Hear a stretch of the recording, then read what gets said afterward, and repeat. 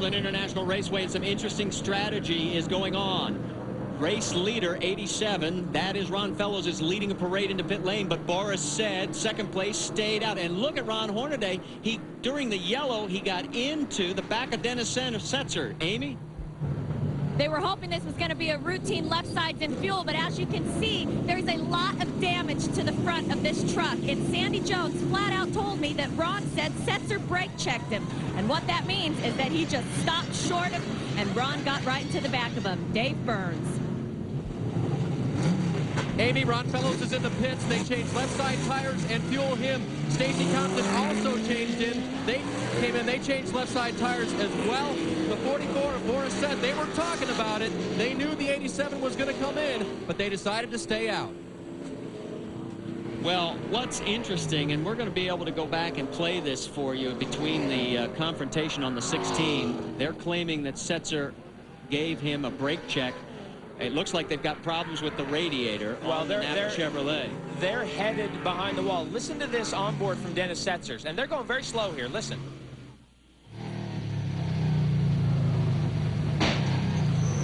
Now, unless something else happened that we didn't see, that sure didn't look like a brake check. I mean, Setzer was just having to slow down to slow down behind the pace truck.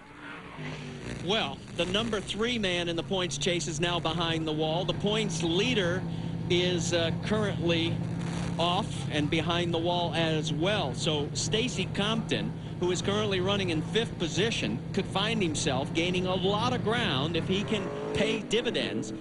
And here is the guy who is leading those who stayed out, the 44 of Boris Said. Behind him, as they come around this time, we'll have to wait and see all the numbers. It's Greg Biffle. Yeah, Biffle stayed out. Sawinski is a lap truck. Bliss is on the lead lap.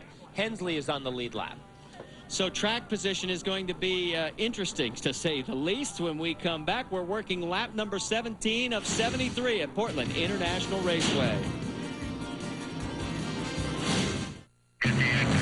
He needs help. Dale, Amy East, Dave Burns, I'm Marty Reed, and we're back to Green Flag Racing here on lap 18 of the Granger 225. Boris Said leads him down. Here comes Greg Biffle, the hometown favorite. Said holds the position through the festival turn. On board the Granger Ford of Greg Biffle. Behind Biffle is the 99 of Mike Bliss. Jimmy Hensley is 4th. And the 52 of Scott Hansen. All those trucks stayed out. They are in the top 5. Look at the log jam behind. And look at Ron Fellows already on the move. There he is in that AER Chevrolet. Right behind Dane Pittaresi, who is several laps down after going off course. He's in 28th position. Oh, he's locking him up. Fellows wants him to move over, get out of the way. He's not. He's staying in the race line. Ron Fellows will have to go around the outside here. Gets a little greasy out there after all the buildup. Yeah, this does give. If Fellows can get alongside, it gives him the line turning into the fast S's, but that's not going to happen. So now I have to wait to set him up on the long front straightaway. On back through there is Dennis Setzer back out. He is running in 9th position right now after the contact. And all of us are scratching our heads wondering how in the heck that happened under yellow. I really believe there must have been something else that we didn't see, because with the amount of damage to the front of Ron Hornaday's truck, that just didn't look like a hard enough hit. So right now there is the 99 of Mike Bliss. Reports are he's got a little bit of damage on his X-side Ford. Dave Burns, you've caught up with Ron Hornaday. Well, Ron stepped out of the truck, and he's already talked with Jack Sprague about what happened. We couldn't really see, Ron. We have no idea really what transpired out there. What went on? No, the issue with Jack, that's just a racing deal. I mean, I didn't even see him. Those guys jumped to the outside, and I was already committed to the inside going through that turn, and I got in the quarter panel of it, and I couldn't go high because there's a truck there already, and I went through the grass, and you can't stop in the grass, and I got inside of Jack and meleeed. But yellow came out, and I didn't know. I seen everybody slow down. I don't know if the one truck was mad at me and gave me a brake job, or that's how slow the pace was going. But when I hit the brake, I hit the gas. And it just I woke up on the wrong side of the bed is what happened this morning. Just a bad day. I hate to see it. The Chevrolet, these guys worked hard, came in early this morning, changed the whole truck around. But we're not going to be done for the day. But it's a disappointment because we had a pretty good truck. We could have got a top 5 out of it. All right, I bet Ron Hornaday is one of several guys who can't wait to get back to an oval. No, we got several weeks. Look at the clouds threatening off into the distance. Remember, we go to Watkins Glen next week, and the reports are we are getting a few light sprinkles across the racetrack. So we'll keep an eye on that. Right now, 0.3 of a second. That's what it looks like. Whoa, Boris lights up the right rear. There's a little drop of rain there on Greg Biffle's camera. Boy, very impressed with the job Greg Biffle is doing here, running with Boris Said.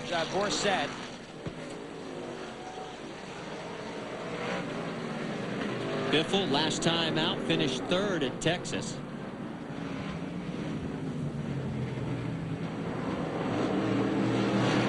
On board now. Whoa, this is a great shot. You're going to get to watch Boris Said work the pedals as we look out from the top on the roof cam of the Federated Auto Parts Ford. And watch how careful he has to be with that throttle pedal.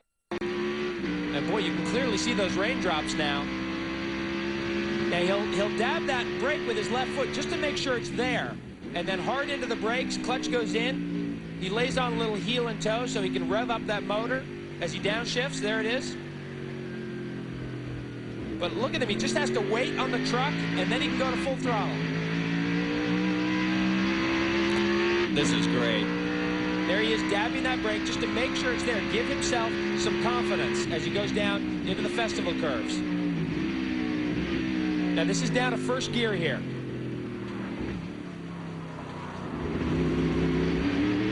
Look at how careful he has to be with that throttle. Yeah, who is it that says Michael Flatley's the only guy who can tap dance?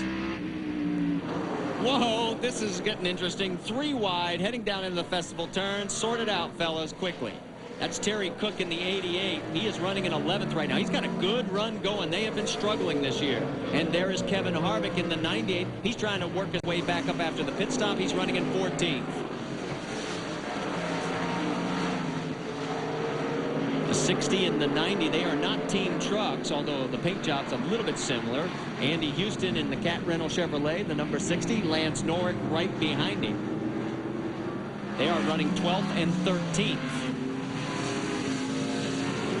Andy Houston, another driver that went to school. Because the Craftsman Truck Series runs 3 races on road courses, you really have to do your homework and you have to work on your road course driving. And a lot of these drivers have been doing that, and Andy Houston is one of them. On board the Cat Rental Chevy of Andy Houston. And you're right, with 3 of these races, you can't afford to give up all those points. Whoa, whoa! Lance Norrick getting way wide. And man, that little piece of pavement there for the back pit lane sure saved Lance Norrick. Yeah, because the grass is still wet from the rain today, and you actually would pick up speed if you get on the wet grass. Got a run on Scott Hansen. And we get a look at the Circuit City telemetry of Andy Houston. There's first gear. Andy Houston now in 11th.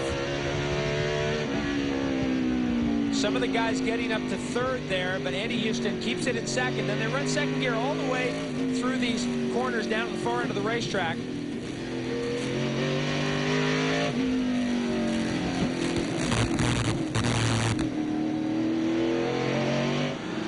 Oh, he's carrying the left front. Back to the battle up front.